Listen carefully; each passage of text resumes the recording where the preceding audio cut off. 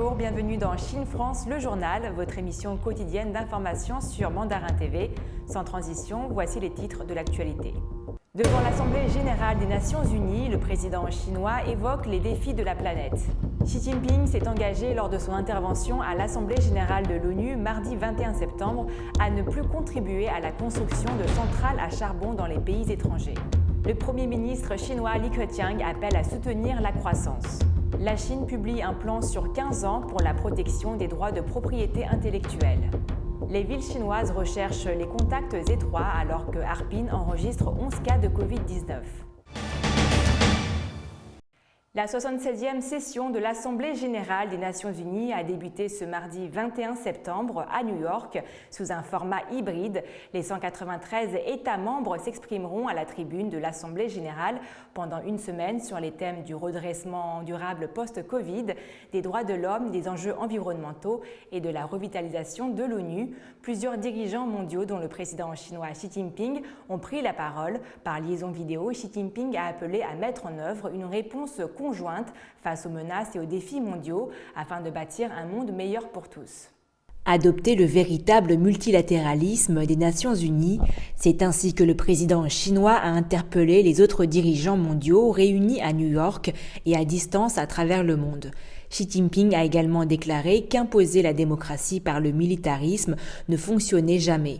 Sans évoquer directement les États-Unis, ces deux déclarations ont été considérées comme soulignant le retrait chaotique de Washington d'Afghanistan après 20 ans d'occupation, ainsi que ses alliances ad hoc avec l'Australie et le Royaume-Uni dans le cadre du nouvel accord AUKUS et du groupement Quad du Japon, Inde, Australie et États-Unis. Le dirigeant chinois a déclaré que le monde était confronté à un choix, celui d'exploiter la promesse de l'avenir ou retomber dans une mentalité de guerre froide à somme nulle. De profonds changements s'opèrent dans la société, le monde est entré dans une nouvelle période de turbulence et de transformation. Il incombe à chaque homme d'État responsable de répondre aux questions de notre temps et de faire le choix historique d'y répondre avec courage et sens de la mission, a déclaré le président chinois. Concernant les défis de notre temps, Xi Jinping a souligné l'engagement de la Chine à atteindre un pic d'émissions de carbone avant la fin de cette décennie, une neutralité carbone nette d'ici 2060. Il s'est engagé à cesser tout financement chinois à l'étranger de centrales électriques au charbon. Sur le coronavirus, la Chine a rassuré le monde sur le fait que la pandémie pouvait être vaincue.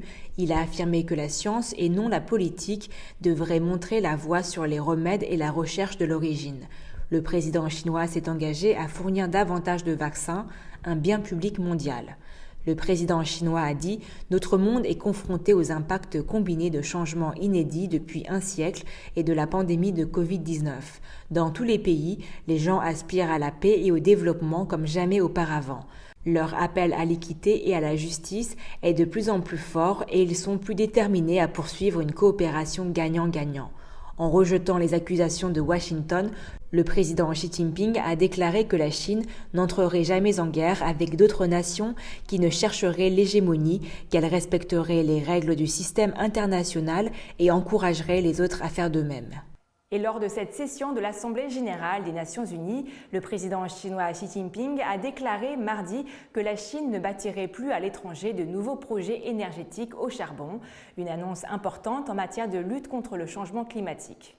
Le président chinois Xi Jinping s'est engagé à ne plus construire de nouvelles centrales à charbon à l'étranger. Une annonce officialisée lors de sa prise de parole à l'Assemblée générale de l'ONU mardi 21 septembre et saluée par le secrétaire général de l'organisation Antonio Guterres. L'État chinois veut également réduire l'utilisation du charbon dans son propre pays. Xi Jinping avait promis que cette énergie serait de moins en moins utilisée à partir de 2026. Une déclaration qui allait dans le sens d'une réduction globale des émissions de gaz à effet de serre d'ici à 2030. D'ailleurs, comme l'explique Greenpeace, 24 nouvelles centrales ont été approuvées par le gouvernement au premier semestre 2021, ce qui représente une baisse de 79% par rapport à l'année passée. Les jours de l'énergie charbon sont comptés, a réagi sur Twitter le président de la COP26, Alok Sharma, en disant se féliciter de l'annonce chinoise.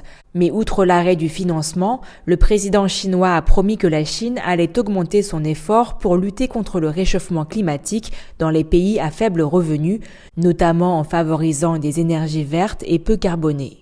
Le Premier ministre chinois Li Keqiang a appelé à soutenir la croissance du pays face à la résurgence de cas de Covid-19 et à la hausse des prix des matières premières. Selon des propos rapportés mercredi par l'agence Chine Nouvelle, Li Keqiang s'est inquiété de défis liés au renchérissement des matières premières et à un regain épidémique très limité dans plusieurs régions du pays. Lors d'une réunion gouvernementale, le Premier ministre chinois Li Keqiang a appelé à des efforts pour mettre en œuvre un ajustement anticyclique afin de permettre un fonctionnement stable de l'économie. Des mesures dites anticycliques visent à éviter les retournements de conjoncture et les effets néfastes des cycles économiques. Les participants ont appelé à des initiatives pour stabiliser les prix des matières premières, afin de garantir l'approvisionnement en électricité et en gaz naturel pendant l'hiver. La réunion a évoqué des mesures supplémentaires en vue de soutenir la consommation et maintenir une croissance stable de l'investissement étranger et du commerce international pour permettre à l'économie d'évoluer dans une fourchette raisonnable. La conclave a notamment annoncé des efforts pour développer les investissements dans les infrastructures technologiques. La Chine s'est fixé pour cette année un objectif délibérément bas d'au moins 6% de hausse de son PIB.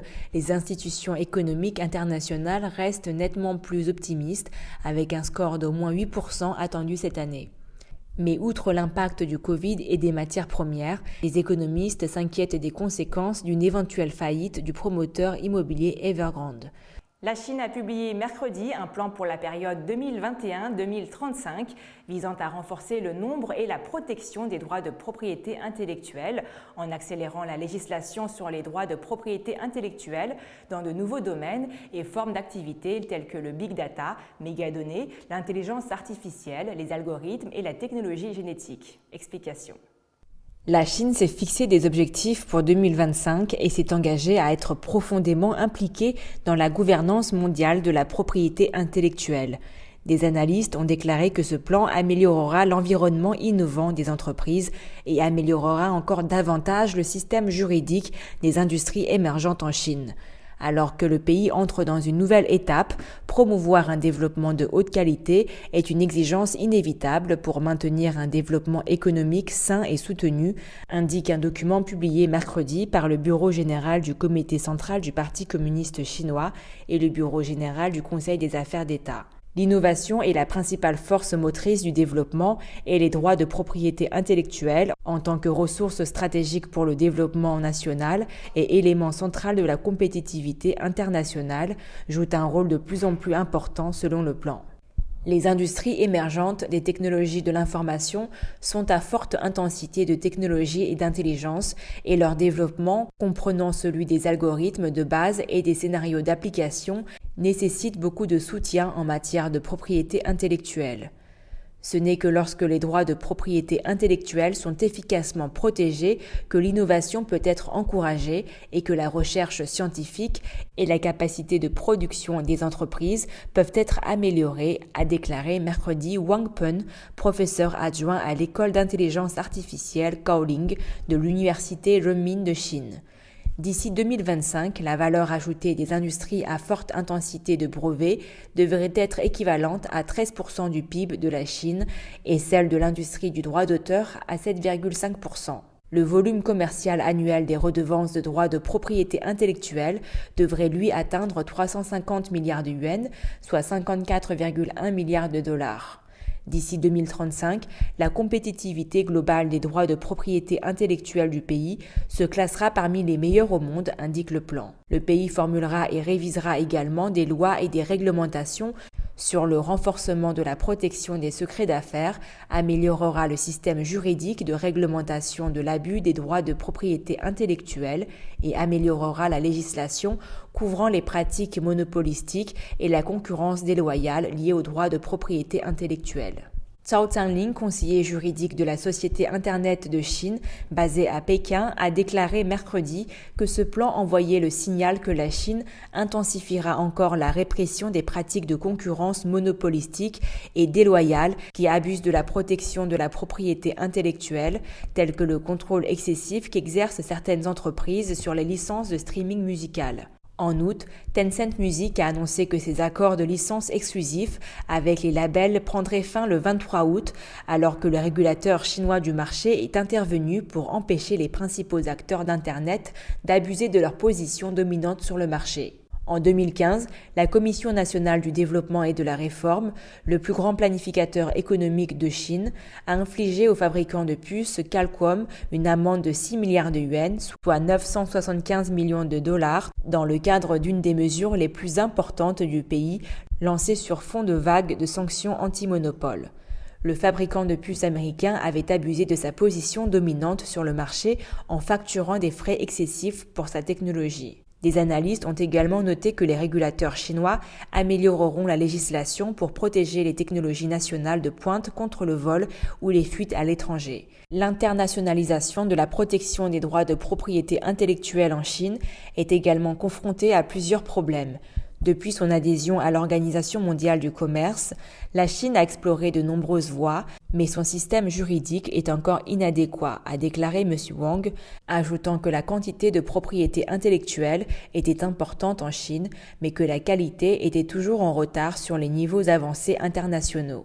Selon le plan, la Chine accélérera la législation sur les droits de propriété intellectuelle dans les nouvelles technologies, les nouvelles industries, les nouvelles formes d'entreprise et les nouveaux modèles, et elle améliorera le système de protection des droits de propriété intellectuelle sur Internet et de l'open source. Les entités du marché devraient être guidées pour tirer pleinement parti des efforts combinés des brevets, des marques, des droits d'auteur et d'autres types de droits de propriété intellectuelle et favoriser un certain nombre d'entreprises de classe mondiale avec une forte compétitivité en matière de propriété intellectuelle. En termes de sélection biologique, la Chine prévoit d'accélérer la culture d'un certain nombre d'excellentes nouvelles variétés végétales avec des droits de propriété intellectuelle et d'améliorer la qualité des variétés sous licence. Pour stopper la propagation du Covid-19, les régions à travers la Chine recherchent des personnes qui ont visité Harbin, chef-lieu de la province du Heilongjiang dans le nord-est du pays, tandis que la ville met tout en œuvre pour tester ses 10 millions d'habitants, alors qu'elle fait face à une augmentation du nombre de tests Covid-19 positifs. Depuis que son premier cas a été signalé mardi, la ville de Harbin a enregistré un total de 11 cas confirmés, ont révélé des responsables locaux lors d'une conférence de presse mercredi. Toute la province est en état d'urgence, a déclaré mercredi le chef du parti du Heilongjiang, Zhang Qingwei, exhortant à mettre tout en œuvre pour remporter la bataille contre le virus. Afin de dépister les infections potentielles et couper la transmission du virus, Harbin fera tester tous ses résidents d'ici vendredi. En réponse, diverses régions du pays telles que la municipalité de Chongqing, la province du Shanxi et la province du Shandong ont activé des mécanismes anti-épidémiques pour rechercher des personnes ayant déjà voyagé à Harbin. Ceux identifiés subiront des tests d'acide nucléique. À partir de mercredi, le comté de Bayan à Harbin a encore accéléré ses contrôles contre le Covid-19, le système de transport public étant suspendu et certaines communautés résidentielles ayant été fermées après les mesures de mardi. Les communautés de Bayan sont bouclées, mais les résidents sont autorisés à se déplacer au sein de leur communauté.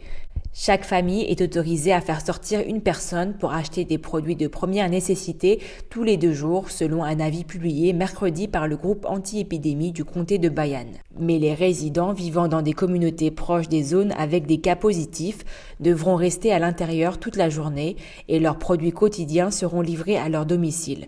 2 communautés de Bayan ont été qualifiées de zones à risque moyen.